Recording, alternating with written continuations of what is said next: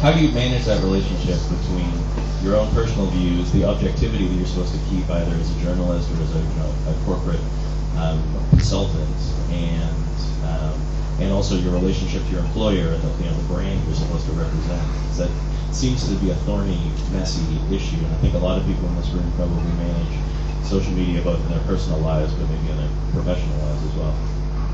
Well, it is a thorny, messy issue, isn't it? I came to this session this morning hoping I would find answers to that. This is how you do it, and this is how you divide your time, and as a woman with children and a job and this and that, this is how I'll ring fence it up. Anyone have the Holy Grail for us? I can talk about this because actually, I blog about this, but I know because a lot of I blog. Okay, so it's about leverage, seriously. So, and this was the same at Camp. Whatever business I've been involved in, it's always at least 2 or 3 points of leverage in every single thing that you do. Okay, so for example, in social media, and also to address your question, like this is an exact example of I'm going to also address this question. I mean, there is a total blurring and seepage between the personal and private life and your views, and I'm sure Mariko, it's hard to juggle as a journalist, especially in very strong opinions. I am lucky because I have created a life for myself where my opinions can be very outspoken, and that's a plus. Now, talking about the time management issue, I blog. I also read as much as I can because one reason I entered the tech industry, I wanted to master all these tech fields. No, it's like I'm drinking from the fire hydrant every day. I continue to cover environmentalism, tech, all these, and of course, global news. So when I read, I also keep aside, this is one of my tips, okay? I keep aside all the content which I believe is valuable to people who may be following me in various realms of my life. I use a tool such as everybody knows is probably in this room, as Hootsuite, or there's Buffer, there's lots of things, or TweetDeck, where you can actually, and of course Jay knows this best of all, you can queue up maybe for the rest of the week. You could be queuing up posts and tweets for several days in advance, and everything that you could also be doing, you should be doing all of that on your smartphone, because a lot of the smartphone apps also allow you to queue up your content so that you're not just basically blasting it out in huge clusters chronologically at one time. So that's the kind of thing where you have to think, this content is valuable, not to just me personally, it could potentially be valuable to my audience. And you basically, and then in the process, you need to build up that network as well. So that's just one good way to educate yourself and as well leverage all of that content between your work life and your personal life. And there's a lot more where that came from. It's not even 8:30 in the morning, and I'm completely exhausted. Mariko, though, in terms of though, to the point of being responsible, editorially sound, and with it, and in social media, is it realistic?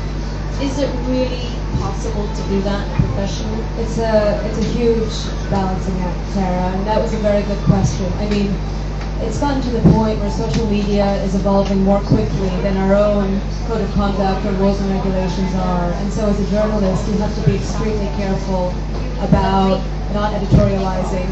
At the same time, you want to have a voice, you want to have a personality, and that's what's going to attract people to you online. So basically we just say, handle things with maturity.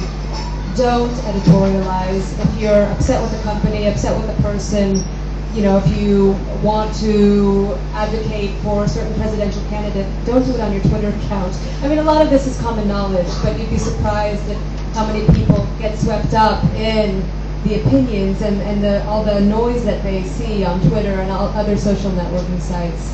So it's a huge work in progress. That's the point that you bring out, is getting swept up in it. And where you draw the line between getting swept up in your profile online or your profile out there in the social media and still managing to maintain that responsibility and that planning. The Holy Grail, again, does anyone have it?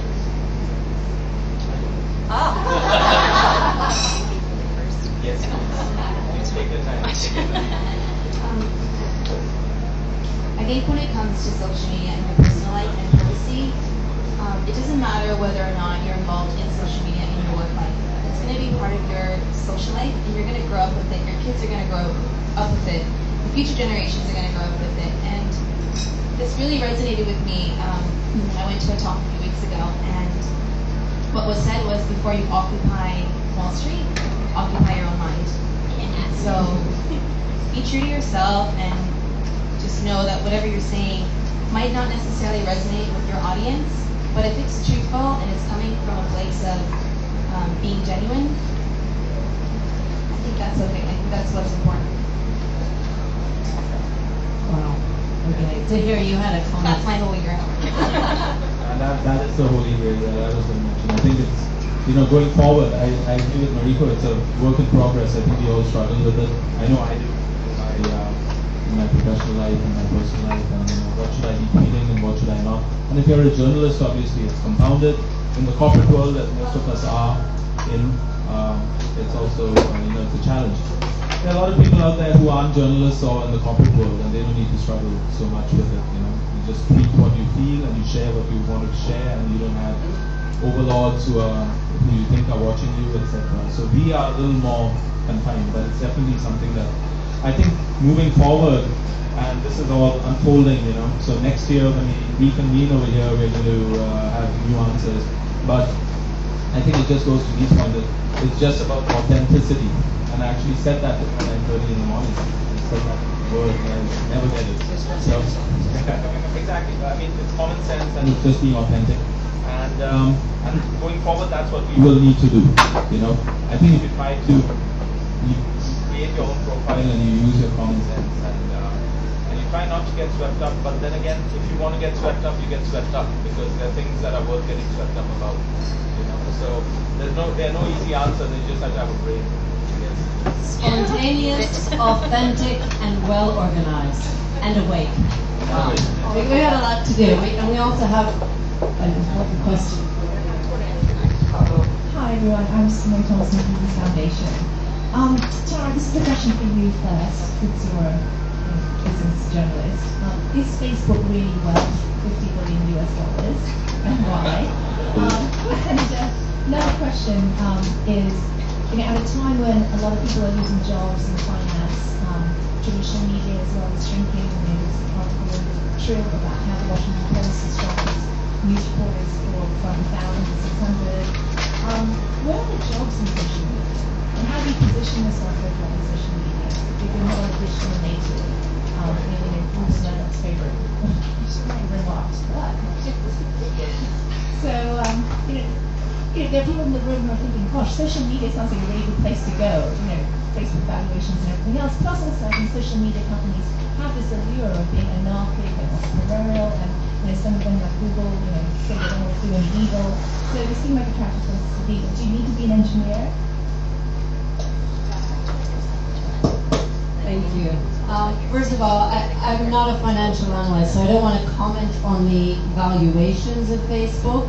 But if I see Zuckerberg's face one more time, especially over the last few weeks, however, maybe he really knows how to get social media out there. His face is everywhere, and everyone knows Facebook, so maybe it is worth it.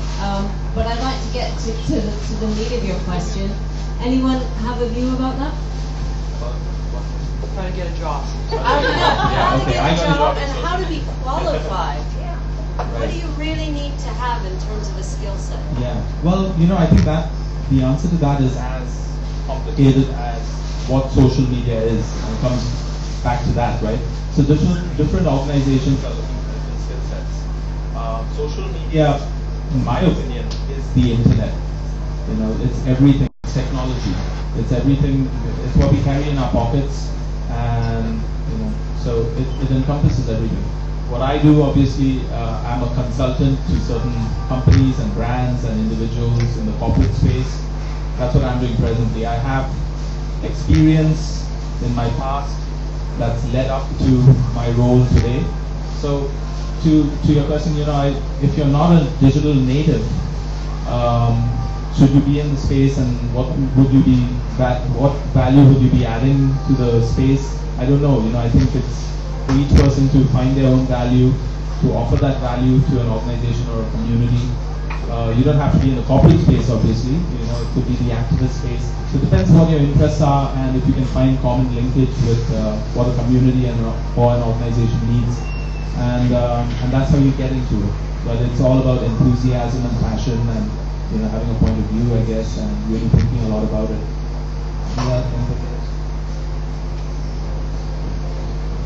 It's a very good question, and when I first started out as a journalist, my job was to write a story, to file by 7 o'clock, and the next day it was in the newspaper. And 12 years later, I'm still a journalist, but my job is completely different. I wake up in the morning at 7 a.m., I'm looking at what's on our website, I see what the top stories are, I tell people to change things around. Then I might do a video with our video team, which is on our website. Digital is the part of the business for the Wall Street Journal in Asia that's growing the most rapidly. I mean, we've expanded tremendously. We have local language sites in Japan, Korea, China, soon Indonesia. So when you look at the pace of change, I wouldn't say that social media is limited to companies like Facebook or Twitter. Companies, bricks and mortar print publications, or traditionally print publications, like the Wall Street Journal, have become much more about digital in a way than they are about print these days. So, if you're looking for a job as a blogger, or taking applications.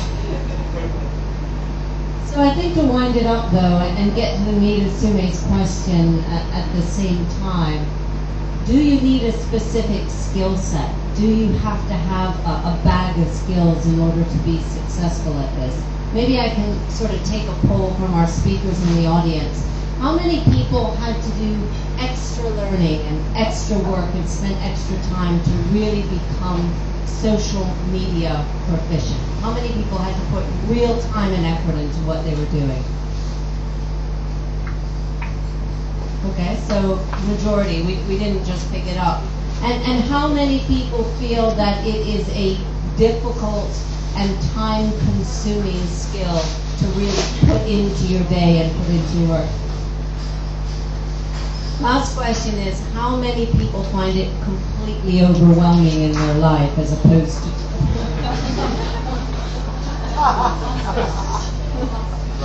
All right, and then let's wind it up with that. It's awesome. How many people think it's so totally worth it, all the time and effort put into it? Great. Well, a lot of good discussion, themes, and ideas. Thanks to everyone for coming today, particularly Mariko, Dee, Zaheer, and Joanne. Thanks very much for sharing your thoughts, and I wish you all a wonderful, tweet-friendly, and Facebook-happy day.